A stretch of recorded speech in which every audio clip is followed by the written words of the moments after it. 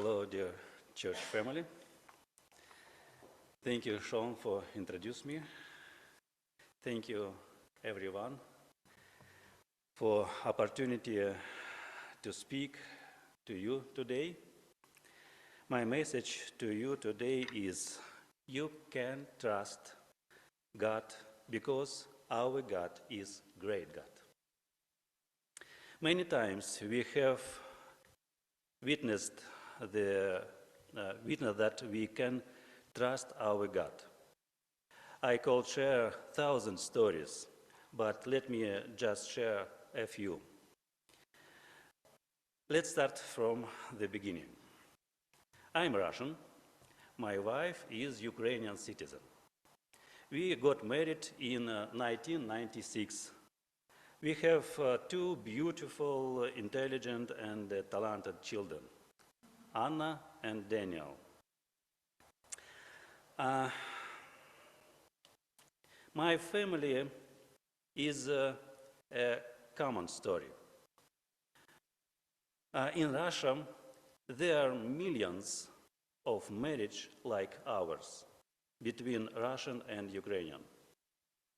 And they all have wonderful children because we have always been like one people.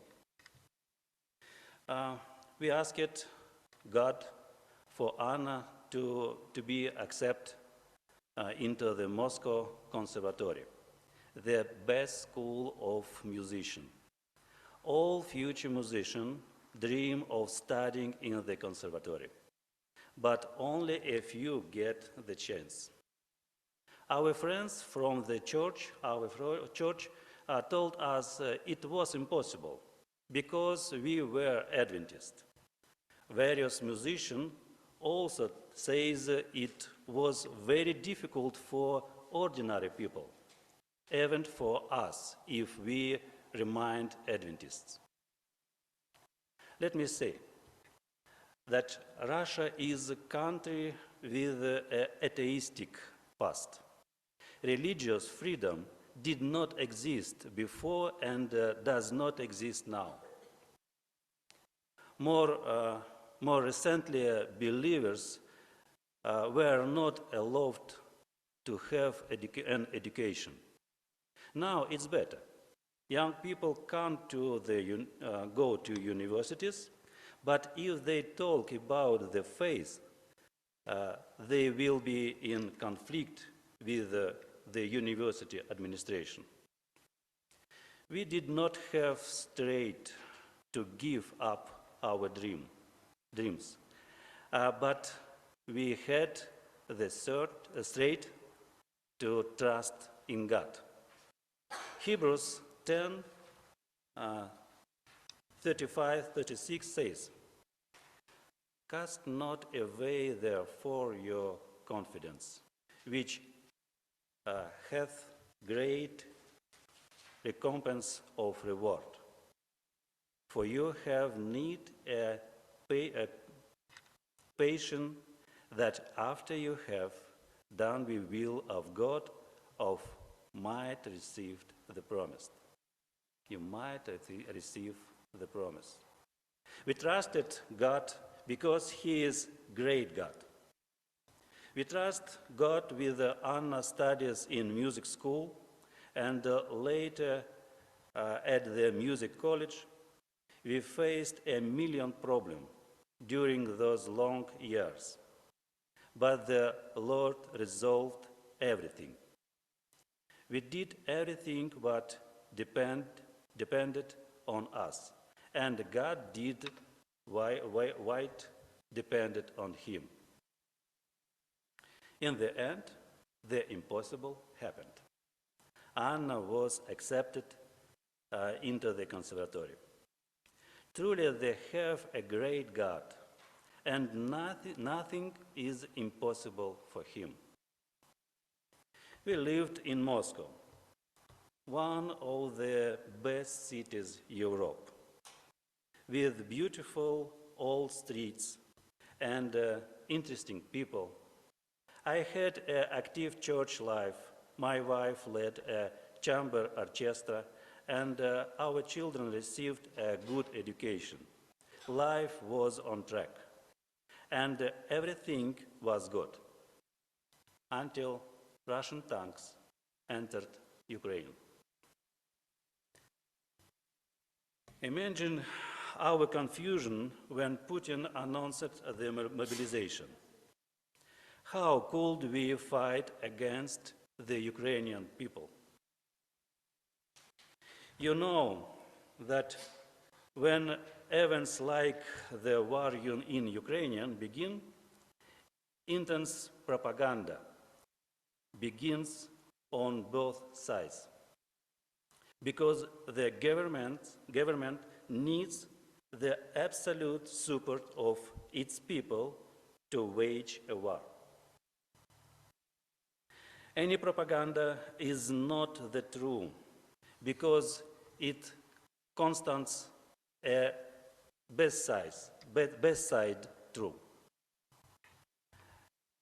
And worst of all, as a church leader, I must to publicly support my government. My wife is Ukrainian. I cannot call the war in Ukrainian fire. I cannot call on church members to send their children to war. When I told my church that the Russian army has nothing to do in Ukraine, which means our sons have nothing to do in the Russian army, then some pastors accused me of lack of loyalty to the government, and that I was calling for an invasion of mobilization. Now, staying in Russia means supporting the Russian government. Therefore, we have only one difficult but sure way left to leave our homeland. It was necessary to act quickly before the borders closed. Daniel left for Kazakhstan, and I went to Turkey. Later, my wife and daughter joined me there.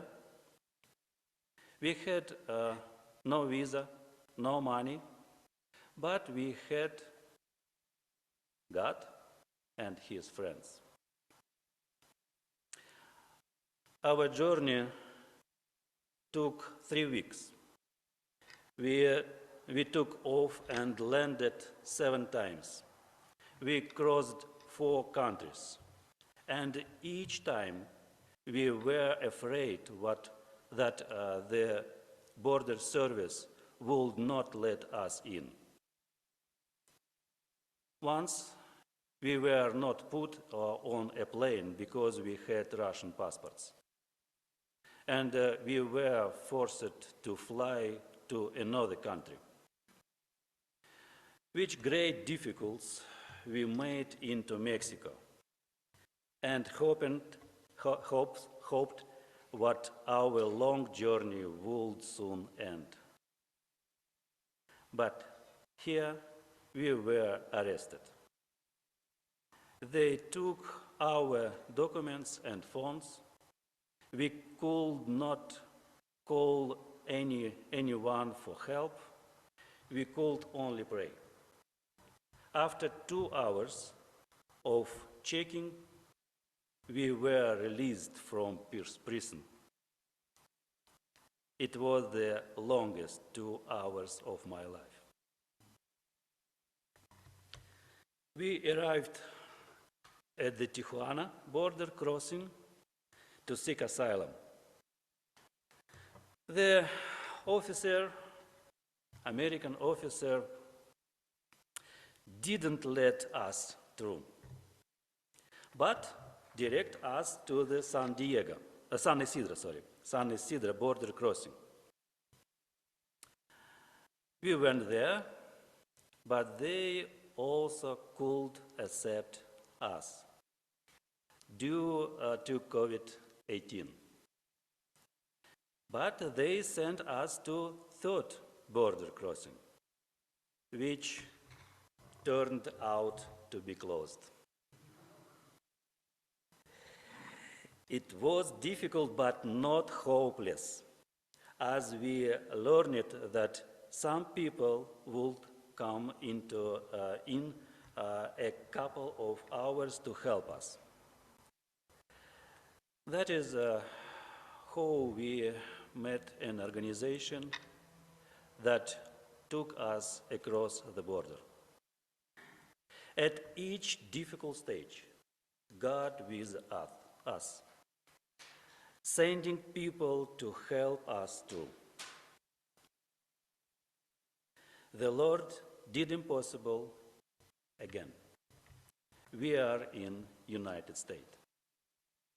And our lives are getting better. Let me say something about Anna. God introduced us to a professor from the California State University of Northridge.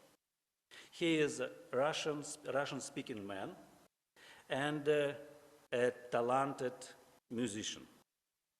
We applied to the CSUN, and Anna was immediately accepted into senior year. And now she is studying with this professor. My wife and daughter are beautiful musicians. I invite you to come to the concert and see for yourself. You will see that they make the world more beautiful when they play music. We invited our friends in this concert, and you will invite your friends too, because this is real beautiful events. Russian musician will play Russian music.